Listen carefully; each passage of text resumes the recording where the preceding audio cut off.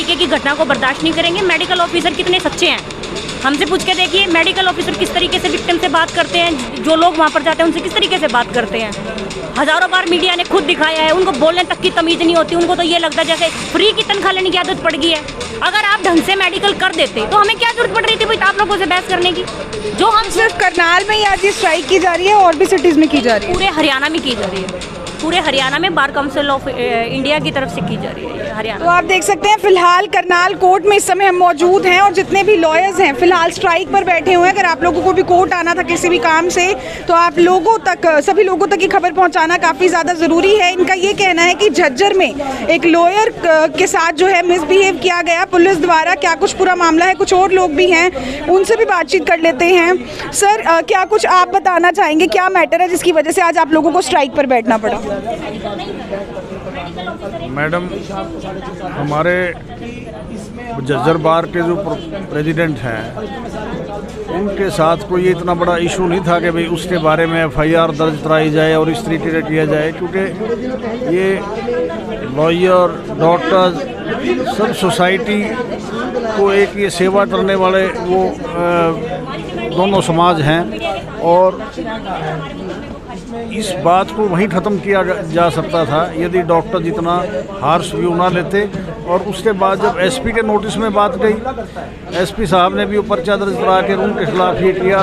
तो अदरवाइज़ हमारे यहाँ बार करनाल में भी इससे पहले भी बहुत सालों से यहाँ पर एक ऐसा वो नियम बनाया हुआ था, यदि किसी वकील के खिलाफ कोई वकील यदि गलती करता है तो कोई पुलिस ऑफिसर उसको जाके चैम्बर से ना अरेस्ट कर सकता था, ना उसको वहाँ से पकड़ता था।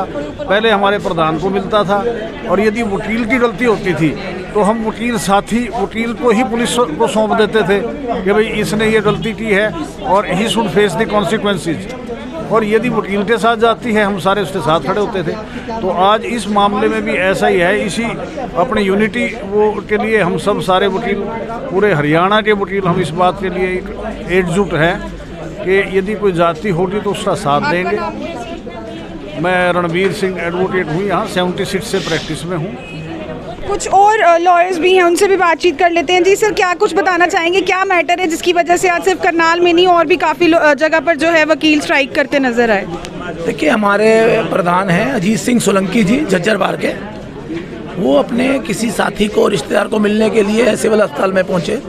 वहाँ पर पहुँचने पर उनका थोड़ा बहुत कहा सुनी, डॉक्टर से होगी, लेडी डॉक्टर से होगी, लेकिन उस लेडी डॉक्टर ने उस मामले को सुलझाने की बजाय या बड़ा नरम उसके पेश करने की बजाय उसने उसको तूल भी देकर उनको पहले तो धक्का मुक्की करवाई और धक्का मुक्की कराए गार्ड से कहकर बाहर भिजवाया। जब उन्होंने उसका ऑब्जेक्शन किया तो उनको पुलिस बनाकर 332 एक फर्जी पर FIR दर्ज करवाई गई और उसको अरेस्ट भी करवाया गया। तो देखिए, ये कहाँ का इंसाफ है कि भाई अगर एक आदमी तुम्हारे परिसर में जाके उसने ना तो, और प्रेसिडेंट है, कोई समझदार आदमी है, कोई ऐसा नहीं कि जाके कोई उठाई गिरा जाके वहाँ पर दंगे फसाद करेगा। उसका सोल्यूशन यही था, झज्जर पुलिस को बड़े आराम से इसमें लेना चाहिए था, संज्ञान लेके कंप्लेंट दर्ज होती, FIR तो बाद में जो भी था बैठ के मामला सॉल्व हो जाता।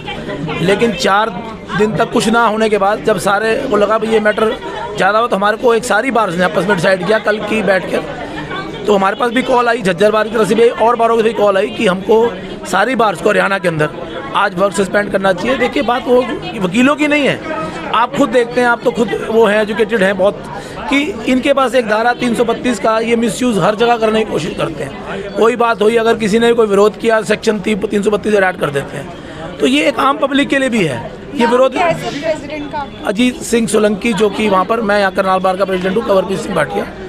तो सारे जितनी बार हैं सब ने इसका पूरा तरह सहयोग कर रहे हैं उनका, और हम यही चाहेंगे कि FIR जल्दी से क्वैश की जाए और जो भी एयरिंग ऑफिसर्स हैं उनके खिलाफ कार्रवाई की जाए। किन-किन धाराओं के तहत? देखिए, जो मुझे याद हुआ 332 है, 323 है, 506 है, बाकी जो भी एग्जैक्ट तो देखो मुझे एग्जैक्ट नहीं पता, लेकिन उसके खिलाफ पर्चा दर्ज हुआ था, अरेस्ट भी हुई थी।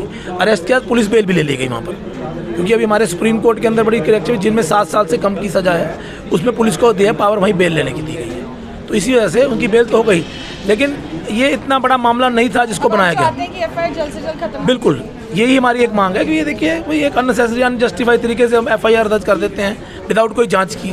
कम से कम एक, चलो FIR दर्ज, अरेस्ट करने का वो मतलब नहीं था भाई, एक FIR दर्ज हो गई थी कोई बात नहीं, लेकिन उसको खारिज किया जाना चाहिए था और उसकी जांच प्रॉपर होनी चाहिए थी। बिना जांच के अरेस्ट करना बड़ी गलत बात है। तो आप देख सकते हैं जितने भी वकील हैं उनका यही कहना है कि जो प्रेसिडेंट के खिलाफ एक एफआईआर की गई वो जल्द से जल्द खारिज होनी चाहिए। इन्वेस्टिगेशन किए बिना इस तरीके से एफआईआर कर दी गई, हालांकि बेल उन्हें मिल चुकी है। एक बार दोबारा से बातचीत कर लेते हैं सोनिया तंवर से।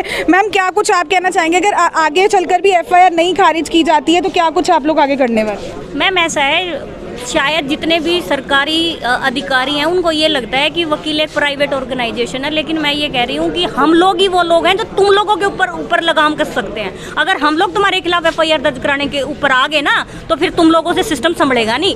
आप लोगों ने सिस्टम को बिल्कुल भ्रष्ट कर रखा है और जब तक आप इस पर कमान नहीं लगाएंगे, और वहाँ के एसपी साहब को इस बात में ध्यान रखना चाहिए। यार, प्रधान के खिलाफ पर्चा दर्ज हो गया, इन्वेस्टिगेशन तो करोगे ना। एक आम व्यक्ति 354 की दरखास्त देता है, 15 दिन। क्या लगता है, मतलब पुलिस पागल है, फिर इन्वेस्टिगेशन के बिना एफआईआर थोड़ी ना हो सकती है? कैसे? उनको गिरफ्तार कर लिया गया तुरंत, जिस दिन की घटना है उस अगले दिन ही तो गिरफ्तार कर लिया। 15 दिन तक एफआईआर नहीं दर्ज करते एक आम नागरिक की, लेकिन क्योंकि सामने वाला एक डॉक्टर था तो उसका सरकारी अधिकारी था, उसकी एफआईआर दर्ज कर ली गई। मेडिकल डॉक्टरों की अगर आप मेडिकल इनकी जो ड्यूटी देखोगे ना, उससे आपको पता चल जाएगा कि क्या काम करते हैं ये लोग। कुछ और एडवोकेट्स हैं, उनसे भी बातचीत कर लेते हैं। सर, क्या कुछ आप कहना चाहेंगे, क्योंकि अगर पुलिस ने एफआईआर की, गिरफ्तार किया गया, बाद में बेल भी हो गई, तो पुलिस इतनी पागल तो नहीं है ना कि बिना किसी सबूत के, बिना किसी इन्वेस्टिगेशन से इस तरीके से एफआईआर दर्ज कर दी जाएगी? कुछ ना कुछ हुआ होगा।